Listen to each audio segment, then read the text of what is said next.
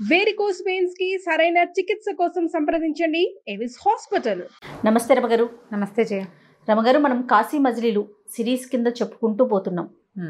4వ అధ్యాయానికి వచ్చేసాం. అప్పుడే 31వ మజిలీకి కూడా వెళ్ళిపోయామండి. చూస్తూ చాలా ఫాస్ట్ గా అయిపోయినట్లు అనిపిస్తుంది. చాలా ఫాస్ట్. నేను ఎన్ని కథలు చెప్పాను నా నోరు నొప్పెట్టేలాగా. ఎన్ని ట్విస్టులు, ఎన్ని కథలు, ఎన్ని పేర్లండి. పైగా ముఖ్యంగా ఇందులో ఉన్న కథలన్నీ కూడా ఇలా చిన్న కథల రూపంలో బోల్డ్ కథలు వింటుంటాం మనం. అవును అవును, చాలా కాపీ చేశారు జనాలంతా కూడా. అయితే దాన్ని ఏంది స్వేచ్ఛగా చేసుకోవచ్చు. మనం కూడా 2-3 కథలు రాసుకోవచ్చు ఇందులో నుంచి తీసుకుని. మన అడిగేవాళ్ళు లేరు. అవును, ఇవి మీరు చెప్పే వింటుంటే ఇప్పుడు ఈ మధ్య వచ్చిన సినిమాలో విన్నాం కదా అనిపించేస్తుంది. కొన్ని తగులుతుంటాయి అవే. అదే అలా చేయొచ్చు. కానీ ఆడియన్స్ కూడా చాలా ఇంట్రెస్టెడ్ గా ఉన్నారు రమ్మగారు. ఎందుకంటే కామెంట్స్ లో చూస్తున్నాం కదా, వెంటనే కాశీ మజిలీ పోస్ట్ చేయండి అని అడుగుతూ ఉన్నారు. వెంటనే చేస్తే ఇంకా ఇంట్రెస్టింగ్ గా ఉంటుంది. 3 భాగాలు అయిపోయినాయి. ఇవాళ నుంచి 4వ భాగం. టెక్నికల్ ఇష్యూస్ ఉంటాయి కదా రమ్మగారు. ఈ సందర్భంగా అంటే ఆడియన్స్ కి చెప్పాలనుకుంటున్నాను నేను కూడా. ఏంటంటే కొన్ని ఇప్పుడు మనం చేసేసినంత ఈజీగా అంత ఫాస్ట్ గా టెలికాస్ట్ చేసేయలేకపోతాం. టెక్నికల్ గా దానికి చేయాల్సిన పనులు వెనకాల ఉంటాయి కదా. అవును. సో అవన్నీ కంప్లీట్ అయ్యి ఒక ఎపిసోడ్ బయటికి రావాలి. దాంతో కొంచెం లేట్ అవుతూ ఉంటుంది. లేట్ కాకుండా ఉంచమని చెప్తున్నాం ఆల్రెడీ మనం. సరే, తర్వాత కథలోకి వెళ్దాం. ఆ ప్రయత్నం అయితే చేద్దాం. ఈ కొత్త మజిలీలోకి ఒక చోట ఆగారు వీళ్ళు. మధ్యలో ఏవో 2-3 ఊళ్ళు అలా గడిచినాయి. ఈసారి ఒక పెద్ద ఊళ్ళోనే దిగారు. కానీ ఆ ఊళ్ళో ఏ వింత విడ్డూరము విచిత్రము లేవు. గోపుడికి ఏమి లేవు. గోపుడు ఏంటి, మొత్తం ఊరంతా తిరిగి వస్తాడు. ఏదైనా విచిత్రంగా కనబడితే గురువుగారిని అడుగుతాడు. ఏ విచిత్రాలు లేవు. ఇది ఏం ఊరండి, ఇక్కడ ఏమీ లేవు, పిచ్చి ఊరు. కానీ నేను ఏదైనా సరే ఏదైనా ఒక విషయం కనపడితే మీ దగ్గర తెలుసుకుంటున్నాను. నా అంతటా నేను ఏ విషయము తెలుసుకోలేను.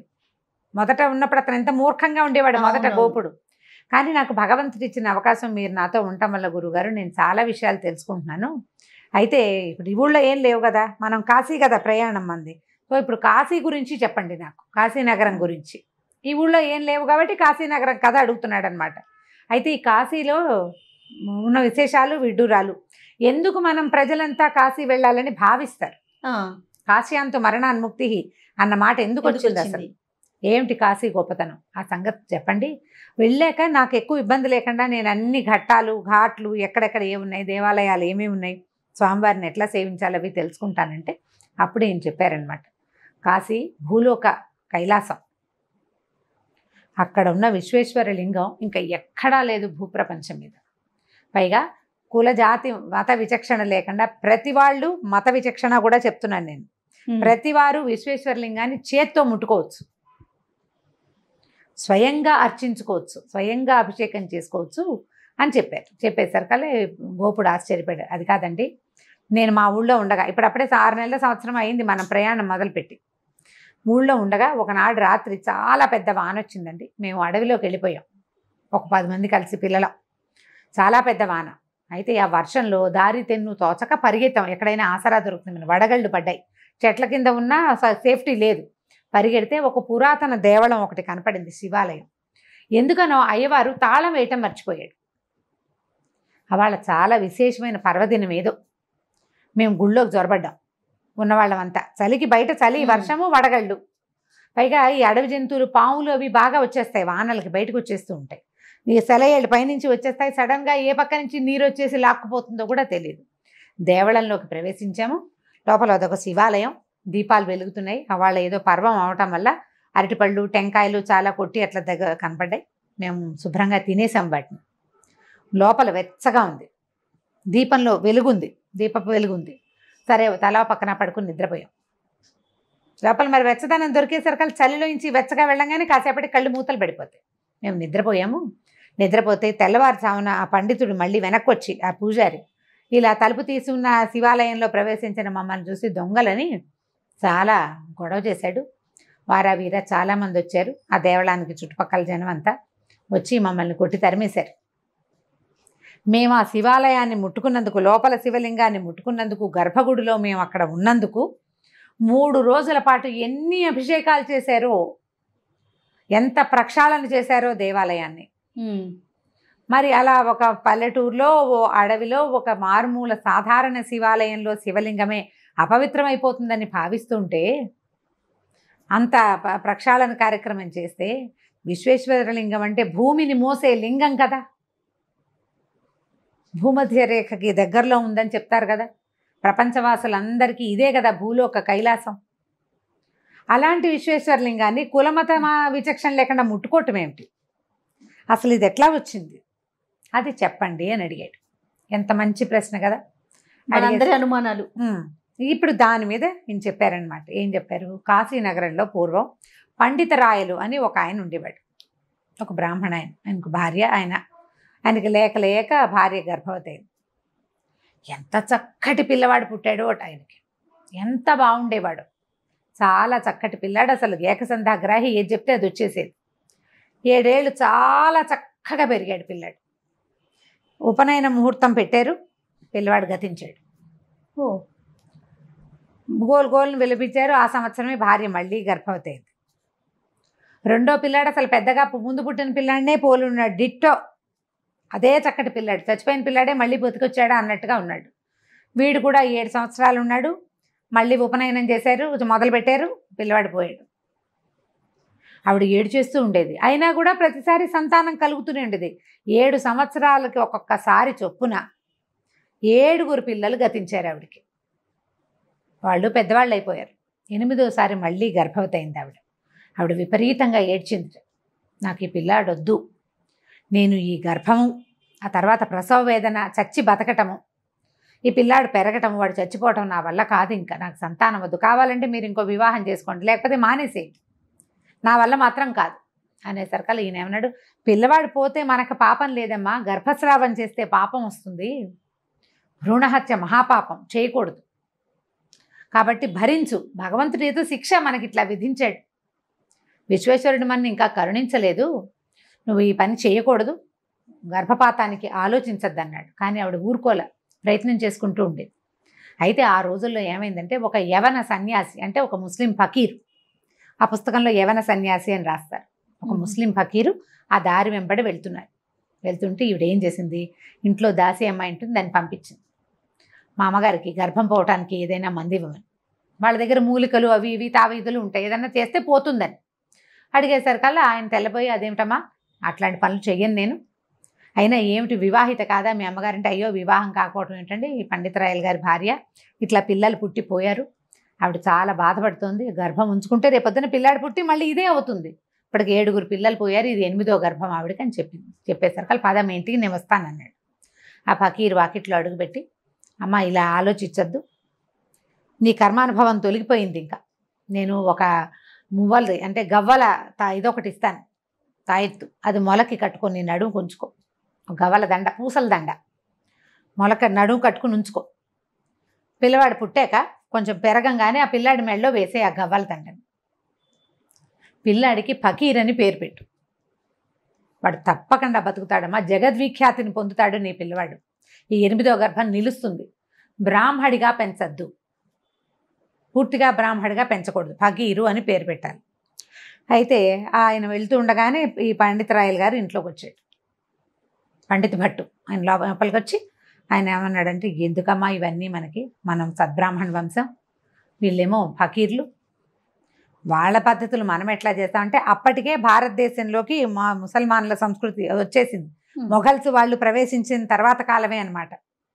ఫకీర్లు వాళ్ళ పద్ధతులు ఏవో ఉంటాయి, వాళ్ళు మనము ఒక రకంగా చేయటానికి వీల్లేదమ్మా, అట్లా పనికిరాదన్నాడు. ఆవిడేమందంటే, నేను చచ్చిపోయే పరిస్థితి వస్తుంది, ఎన్నిసార్లు చచ్చి బతికాను, ఈసారి ఒక ఆశ పండి నన్ను, ఏం పోయింది, ఆవిడ అవకాశం తీసుకుంటాను, నేను తీసుకుంటా, ఆయన నన్ను నమ్మించాడు, నాకు ఆయన ప్రభువులాగా కనపడ్డాడు, శివుడే ఈ వేషం వేసుకొచ్చాడు అనిపించింది నాకు, నిన్నటి దాకా అంటే ఆ మధ్యాహ్నం దాకా చచ్చిపోవాలి, గర్భపాతం చేసుకోవాలి అన్న ఊహ ఉన్నది, నాకు ఒక ఆశ కల్పించాడు, ఏం పోయింది, ప్రయత్నం చేస్తా, నువ్వు ఎలాగూ గర్భస్రావం వద్దంటున్నావు, భ్రూణహత్య చేసే కంటే ఏదో ఒకటి పాటించైనా నా పిల్లాన్ని బతికించి నీ వంశాన్ని ముందుకు తీసుకెళ్తానంది. సరే ఊరుకున్నాడు.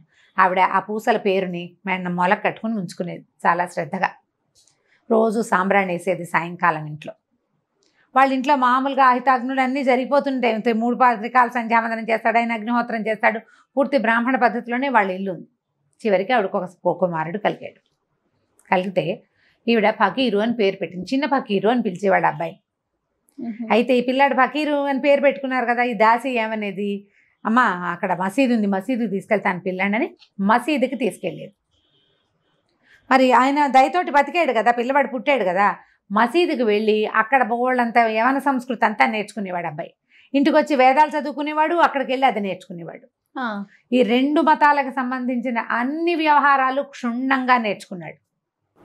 జ్ఞానాన్ని సంపాదించాడు. మంచి జ్ఞాని, చాలా ఏకసంధాగ్రహ. పై పిల్లలు ఎలా ఉన్నారు, ఇతను కూడా అలాగే ఉన్నాడు. చాలా రూపసి, చాలా చాలా సాహసవంతమైన వాడు, జ్ఞాని. ఇది కాకుండా యవనులతో కలిసి తిరగటం వల్ల ఆయనకి కత్తి విద్య, బాణ విద్య, అస్త్రం, ఈ అశ్వాలు ఎక్కి తిరగటం, గుర్రాలు ఎక్కి తిరగటం సమస్తము నేర్చేసుకున్నాడు. అది వచ్చు, ఇది వచ్చు. క్రమంగా ఏమైందంటే ఆయన ఈ ఫకీర్ పేరు మెల్లిగా మానేసి పండితరాయలు అని పిలిచేవాడు. రాజులాగా ఉన్నాడని పండితరాయలు అని పిలిచేవాడు. ఇలా నడుస్తూ ఉండేది. అయితే ఆ కాలంలో ఏమైందట, వీళ్ళకి ఢిల్లీలో పాదుషా ఉన్నాడు. అక్కడి నుంచి పాదుషా వారికి ఒక లవంగి అని ఒక కూతురుందని, ఆ అమ్మాయి పూర్తిగా బ్రాహ్మణ సంప్రదాయం అంటే ఇష్టపడే మనిషిని, స్వయంగా శివరాత్రి నాడు విశ్వేశ్వరలింగానికి స్వయంగా అభిషేకం చేసుకోవాలని కోరుకుంటోందని, ఆ అమ్మాయి ఇక్కడికి వస్తుందని మీరు ఇక్కడ ఒప్పుకోవాలని, లేకపోతే బలవంతంగా అయినా చేస్తామని ఒక ఉత్తరం వచ్చింది కాశీకి. వచ్చేసరికల్లా అది ఎవరికి వచ్చింది, మొట్టమొదట ఈ అమ్మాయి రాబోతోందని. ఈయన ఎక్కడ మసీదుకి అయితే రెగ్యులర్గా వెళ్తాడో ఆ మసీదులో ఉన్న పెద్ద ఆయనకి వచ్చిందనమాట, ఆమె పెద్ద మత పెద్దకి. వస్తే ఆయన చెప్పాడు, అప్ప అని పిలిచేవారట ఈ పిల్లవాడిని, అబ్బాయి పండితరాయల్ని అప్ప అని పిలిచేవాడు ఆయన. ఇలాంటి ఒక శాసనం వచ్చింది, పాదుషాకి ఎదురు వెళ్ళకూడదు, ఏం చెప్పమంటారు అంటే ఇతను ఏమన్నాడు, యవనల స్త్రీ వచ్చి విశ్వేశ్వరలింగాన్ని ముట్టుకోవటం ఏమిటి, హిందువుల మతాచారాలకి మన ప్రధానమైన కేంద్ర బిందువు శివుడు, ముట్టుకోవడానికి వీల్లేదు. స్త్రీ, యవన స్త్రీ 2, ముస్లిం అమ్మాయి ముట్టుకోవడానికి వీల్లేదు అని చెప్పాడు ఈయన. అని చెప్పాడు. చెప్పేసరికల్లా సరే నువ్వు మీ పెద్దవాళ్ళతో అందరిని మాట్లాడుకుని కాశీలో పండితులు ఒప్పుకోవాలని వచ్చింది వార్త. పెద్దవాళ్ళని ఒప్పించుకోమని చెప్పాడు. అందరు ఒప్పించు వాళ్ళని, వాళ్ళకి చెప్పు, వాళ్ళు ఏమంటారో మాకు చెప్పమన్నాడు. అక్కడికి వెళ్ళి అతను ఇదంతా చెప్పాడు. చెప్పి ఏమన్నాడు, మిగిలిన వాళ్ళు భయపడ్డారు, అమ్మో పాదుషా అంటే శాసనం, ఒకవేళ మీరు ఒప్పుకోపోయినా మేము చేస్తాం, హూకార్ క్రూక్ అన్నారనమాట. ఏదో ఒకటి నయానా భయానా మేము చేయాల్సిందే అని. అంటే ఒకవేళ ఆయన ఏదైనా గట్టిగా చర్య తీసుకుంటే మనం ఏం చేస్తాం, సైనిక చర్య తీసుకుంటానని వాక్యానికి అర్థం అదే. ఇప్పుడు ఆ అమ్మాయిని ముట్టుకొని ఇస్తే ఇక ప్రపంచంలో అందరికీ సులువైపోతాం. మనం మతాచారాన్ని వదిలిపెట్టుకోకూడదు. హైందవ మతానికి ఆటపట్టు కాశీ, ఇక్కడ ఇంకొకటి చేయి వేయడానికి వీల్లేదు, మీకు పౌరుషం లేదా, మీకు ఇది లేదా, అది లేదా అని ఈ పండితరాయలు వీళ్ళందరినీ ఎగసంతూసాడు. మనం ఎందుకు ఒప్పుకోవాలి, మన దగ్గర అక్కడ 1,00,000 సైన్యం ఉంది, పాదుషా దగ్గర ఉంది, మన దగ్గర లేదా 2 లక్షల సైన్యం అనేసరికల్లా కాశీరాజు కూడా గట్టిగా అయిపోయాడు. ఆయన అంతకుముందు పాదుషా వారి ఫర్మానాన్ని కొంచెం బెదిరాడు. ఒకడు గట్టిగా నిలబడి నేను చేస్తానంటుంటే ధైర్యం వస్తుంది కదా. ఆయన ఏమన్నాడంటే సైన్యాన్ని నీ పరం చేస్తాను, నువ్వు ఏం యుద్ధం చేస్తావో చేసుకోమన్నాడు. వీళ్ళు మెల్లిగా ఈ వార్తని మసీదుకు చేరేశారు. ఈ మసీదు నుంచి అవతలకి వెళ్ళింది ఈ అమ్మాయిని, రానివ్వవు, వాళ్ళు ఒప్పుకోవట్లేదు, హిందూ మత పెద్దలు ఒప్పుకోవటం లేదు, వాళ్ళకి విశ్వేశ్వరలింగాన్ని అమ్మాయి ముట్టుకోవడానికి వీల్లేదు. ఈ అమ్మాయి సంగతి ఏంటంటే, ఎట్లా ఈ పండితరాయలు 7 సంతానం తర్వాత 8వ సంతానంగా ఇక్కడ జన్మించాడో, పాదుషా కూడా 7 కూతురులను మరణించిన తర్వాత 8వ కూతురు జన్మించింది. అందుకని ఆ అమ్మాయికి ముస్లిం పేరు పెట్టకుండా లవంగి అని పేరు పెట్టారు. ఒక బ్రాహ్మణుల ఇంట్లో పెరిగింది పిల్ల. ఆయన కూడా ఒకళ్ళు చెప్పారు అట్లా, పిల్లని నీ మతాచారం ప్రకారం పెంచద్దు అని. అప్పుడు చంటి బిడ్డనే ఒక బ్రాహ్మణుల ఇంటికి పంపించి వాళ్ళ ఇంట్లోనే పెంచి అప్పుడప్పుడు పిల్లని చూసుకునేవాళ్ళు. యువరాణియే కానీ వాళ్ళ పిల్ల. ఇలా ఉంది ఇప్పుడు. అందుచేత అమ్మాయి చిన్నప్పటి నుంచి అవే చదువుకోవటం, అవే వింటాం, అవే తెలియటం వల్ల యవనుల ఆచారాలు తెలుసు అమ్మాయికి, ఇతనికి లాగానే సొంతవి తెలుసు, అవి కూడా బాగా తెలుసు. ఆ అమ్మాయికి విశ్వేశ్వరలింగాన్ని స్వయంగా అర్చించుకోవాలని, శివరాత్రి నాడు చేయాలని కోరిక. ఈ కథ నడిచేసరికల్లా రానివన్నసరికల్లా ఈ లోపల ఏమైంది, మంత్రి ఒక ఆయన కొంచెం గట్టిగా మేము అంత చూస్తాం, కాశీ రాజ్యాన్ని ముట్టడిస్తాం, మేము ఊరుకోమన్నారు. కానీ లవంగికి 2 చెలికత్తెలు ఉన్నారు. వాళ్ళు ఏం చేశారు, వాళ్ళిద్దరితో కలిసి కుందలతిక చంద్రిక అని 2 చెలికత్తెలు ఉన్నారు. వాళ్ళు ఏమన్నారంటే మనం మారువేషాల్లో వెళ్దాం. మారువేషాల్లో వెళ్ళాలంటే ఎలా వెళ్ళాలి, దేవాలయంలోకి చూద్దాం అనుకున్నారు. సరే వాళ్ళు దగ్గరలో ఒక ఊర్లో దిగారు, హుసేనాబాదు అలాంటిది ఏదో ఒక ఊళ్ళో దిగారు. వీళ్ళంతా ఉండగా ఈ అమ్మాయిలు ఏం చేశారంటే పురుష వేషాలు ధరించి గంగా స్నానానికి వచ్చేసారు. ఊళ్ళోకి వస్తే ప్రతి చోట కాపల, బయట వాళ్ళని రానివ్వటల్లా. ఒకవేళ ఏదైనా మారువేషాల్లో ఇలా జరుగుతుందేమోనని అనుమానపడి కొంత జాగ్రత్తగా ఉన్నారు. పరాయి వాళ్ళని రానివ్వటల్లా. వీళ్ళు మగ వేషాలు ధరించారు, గంగా స్నానం చేశారు, దేవాలయ దర్శనానికి బయలుదేరారు. వెళ్ళేసరికల్లా దేవాలయం మొదటి ప్రధాన ద్వారం లోపలికి వెళ్తుండగా స్వామివారిని చూడడానికి దగ్గరలో ఉండే ద్వారం దగ్గర ఒక ఆజానుబాహువైన బ్రాహ్మణ యువకుడు నుంచుని కనిపించాడు వీళ్ళకి. కనిపించేసరికల్లా ఆయన అడిగాడు, ఇదేమిటి తలపాగా పెట్టుకుని వెళ్తున్నావు? పెద్ద జడ ఉంది ఈవిడికి, జుట్టు. ఆ జుట్టు కవర్ చేసి పాగా పెట్టారు. ఈ పాగా పెట్టుకున్నావు, ఈ పైన చొక్కా వేసుకున్నావు, చొక్కా వేసుకోకూడదు, నాకు మళ్ళీ కనపడాలి, ఉపరి వస్త్రం ఉండకూడదు, మగవాళ్ళకి తలపాగా ధరించకూడదు, నువ్వు పాగా తీసేయి, వైవస్త్రం తీసేసేయి, ఇట్లా వెళ్ళకూడదు నువ్వు అన్నాడు. అనేసరికల్లా ఈవిడంది, నువ్వెవరివి ఇక్కడ, నువ్వు బ్రాహ్మణ వేషము నువ్వు ఇక్కడేం చేస్తున్నావు అంటే, నేను స్వామికి కాపలా ఉన్నాను అంటే, ఇప్పుడు ఏమిటి బ్రాహ్మలు చదువుకోటాలు, జంజాలు పడుకోటాలు, వేదాలు అన్నీ మానేశారా, కాపలాలు కాస్తున్నారా, యుద్ధ విద్యలు చేస్తున్నారా అని అడిగింది సంస్కృతంలో. అడిగేసరికల్లా ఆయన గట్టిగా, నాకు అవన్నీ వచ్చు, నేను ఇది కూడా చేస్తాను, అవసరమైతే బ్రాహ్మడు కాపలా కూడా కాయగలడు, కాబట్టి నేను బ్రహ్మని విష్ణు రుద్రుడికి కాపలా కాస్తున్నాను అని ఇద్దరు సంస్కృతంలో సంభాషించుకున్నారు. ఈ యువతల వాడు చాలా చక్కగా, మనిషి చక్కగా కనిపిస్తున్నాడు, యంగ్గా కనపడుతున్న ఒక కుర్రాడి వేషంలో ఉంది అమ్మాయి. ఈ కుందలతికకి తెలిసింది, కానీ అమ్మాయి ఏం చెప్పిందంటే, ఈయన ఒక నేపాల్ రాజవంశానికి చెందిన రాకుమారుడు, మేము ఉపరి వస్త్రం లేకుండా దేవుణ్ణి దర్శించకూడదండి, మా పద్ధతి, మా ఆచారం ఇది, అంచేత అంటే అయితే మీరు లోపలికి వెళ్ళడానికి వీల్లేదు, బయట నుంచే దర్శనం చేసుకెళ్ళాలి, లోపలికి వెళ్ళిన వాడు తలగుడ్డ ఉండడానికి వీల్లేదు మా లెక్క అన్నాడు. అన్నప్పుడు ఏమైంది, లోపలికి వెళ్ళిపోతే చేయి పుచ్చుకున్నాడు. చేయి పుచ్చుకుని పక్కకు తోసాడు. తోసి, ఇంత చక్కగా లావణ్యంగా ఉన్నావు, నువ్వు ఇంకా చక్కగా బ్రాహ్మణ వేషధారణలో నువ్వు ఇంకా బాగుంటావు అన్నాడు. ఈ చేయి పుచ్చుకున్నాడు, కానీ దర్శనం చేసేశారు, కానీ అభిషేకం చేసే అవకాశం లభించల. వెనక్కి తిరిగి వచ్చేశారు. వచ్చేస్తే జగన్నాథరాయలు ఆయన పండితరాయలు ఆలోచించుకున్నాడు. ఆ పట్టుకున్న చెయ్యి అది మగవాడి చెయ్యిలాగా అనిపించలేదు ఆయనకి. ఊహిస్తున్నాడు, ఒకవేళ ఏమైనా ఈ స్త్రీ రూపంలో, ఈ పురుష రూపంలో అమ్మాయి వచ్చిందేమోనని. వీళ్ళు వెళ్ళిన తర్వాత వాళ్ళు మాట్లాడుకున్నారనమాట, ఇతను ఎంత తెలివిగా ఉన్నాడు, ఎంత సంస్కృతము, ఎలాంటి భాష, ఎంత చక్కగా ఉన్నాడు. అమ్మాయి ఇక్కడ మనసు పారేసుకుంది ఆయన మీద, కానీ ప్రస్తుతానికి ఇక్కడ ఏమి నుంచోలే. వాళ్ళు ఎక్కడైతే మొదట హుసేనాబాద్లో ఉన్నారు కదా, అక్కడికి వీళ్ళు వెళ్ళిపోయారు. వెళ్ళిపోయి ఇంకా ప్రయత్నం జరుగుతోందనమాట, యుద్ధానికి ప్రయత్నం జరుగుతోంది. ఈ ప్రయత్నంలో భాగంగా ఈ మంత్రి కొంతమంది సైనికులతోటి కాశీ రాజ్యాన్ని ముట్టడిస్తానన్నాడు. ముట్టడిస్తానని అమ్మాయిని ఢిల్లీ పంపించేస్తున్నామని చెప్పారు. ముట్టడి చేస్తుంటే, మరి యుద్ధం చేస్తుంటే రాకుమార్తె ఎందుకు ఉండాలి? ఎక్కడ ఈ రాజకుమార్తెని ఢిల్లీకి ప్రయాణం చేయించాడు. ప్రయాణం ఎప్పుడైతే రాజకుమార్తె ఢిల్లీ వెళ్ళిపోతుంది అని వేగుల ద్వారా తెలుసుకున్నారో, ఈ పండితరాయలు ఏం చేశాడంటే, ఒక స్త్రీ వేషం ధరించి ఈ ఆసిఫాబాద్లో, ఈ హుసేనాబాద్లో ఉన్న రాజకుమార్తెను చూడడానికి వచ్చాడు. వస్తే ఆవిడేం చేసింది, నేను పండితరాయలు చెల్లెలని చెప్పాడనమాట స్త్రీ వేషంలో. ఇద్దరు మాట్లాడుకున్నారు. మాట్లాడుకున్న తర్వాత ఈ అమ్మాయి, ఈ రాజకుమార్తె ఆయన కావలిచ్చుకుని మామూలుగా వీడ్కోలు చెప్పేటప్పుడు బుగ్గ మీద ముద్దు పెట్టుకుంటారు. ఆ ముద్దు పెట్టుకునేసరికల్లా ఈ అమ్మాయి కావాలనిపించడం మొదలుపెట్టింది ఆయనకి. ఇది సరైన ఆలోచనగా, తను బ్రాహ్మణుడు, ఒక యవన స్త్రీని కోరకూడదు, కానీ జరిగింది అట్లా. ఈయన వెనక్కి వెళ్ళిపోయాడు, కానీ వీళ్ళని మూవ్ చేస్తున్న సంగతి తెలిసిపోయింది. తెలిసిపోయేసరికల్లా ఈ ఢిల్లీ ప్రయాణపు మధ్యలో దారి కాచి రాజకుమార్తెను పట్టుకెళ్ళిపోయారు.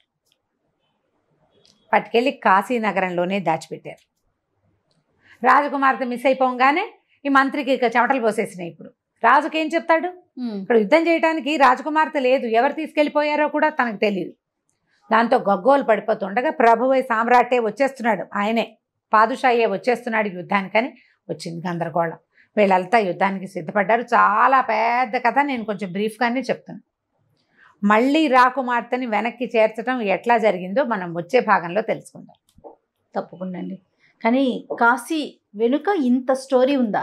ఏమో మరి కథలో ఉంది కాశీ మజిలీలో. ఎందుకంటే ఇప్పుడు పండితరాయల పేరు చెప్తున్నామా, ఈయన జగన్నాథ పండితరాయలు అని చాలా పెద్ద కవి. ఆయన రాసిన గంగాలహరి అవి స్తోత్రాలు మహాద్భుతమైన స్తోత్రం, చాలా బాగుంటుంది. మళ్ళీ ఆయన పెరిగిందేమో వేరే వాతావరణం, పెరిగాడు అక్కడ ఇక్కడ, రెండు సంస్కృతులతోటి ఒకటేసారి పెరిగాడు ఆయన. రెండు ఒకసారి నేర్చుకున్నాడు ఆయన, వాళ్ళతోటి ఉన్నాడు, వీళ్ళతోటి ఉన్నాడు. చరిత్రలో కూడా జగన్నాథ పండితరాయలు యవన స్త్రీని వివాహం చేసుకున్నాడు అన్నమాట ఉంది. ఇలా కథగా జరిగిందో లేదో తెలియదు, కానీ ఇది మాత్రం ఇలా ఖచ్చితంగా ఉంది. ఓకే రఘు గారు, రెండో భాగంలో మళ్ళీ కలుద్దాం. నమస్తే. నమస్తే జయ.